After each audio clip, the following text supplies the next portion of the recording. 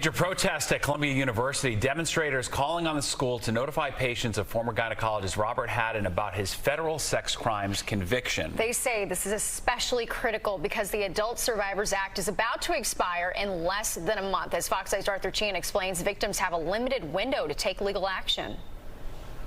I was assaulted by Robert Hadden when I was pregnant with my twin daughters. It's unfathomable that they would put a predator back in the office with naked women. Wouldn't you want to know if your doctor assaulted over 500 women? Notify the patients! Notify the patients! Women who survived sexual abuse at the hands of Robert Hadden when he was an OB-GYN at Columbia University's hospital and New York Presbyterian gathered demanding the university investigate and hold accountable anyone who may have covered up for Hadden's crimes.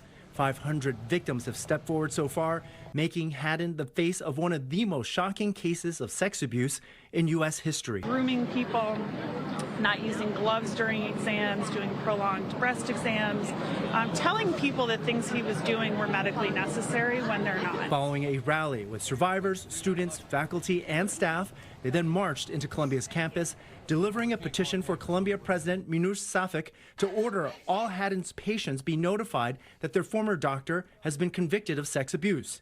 Hadden was sentenced to 20 years in prison when his trial concluded this summer. We're calling for accountability over the abuses that Columbia University allowed to happen. While Robert Hadden committed his crimes over the course of decades, timing is of the essence now because of the Adult Survivors Act.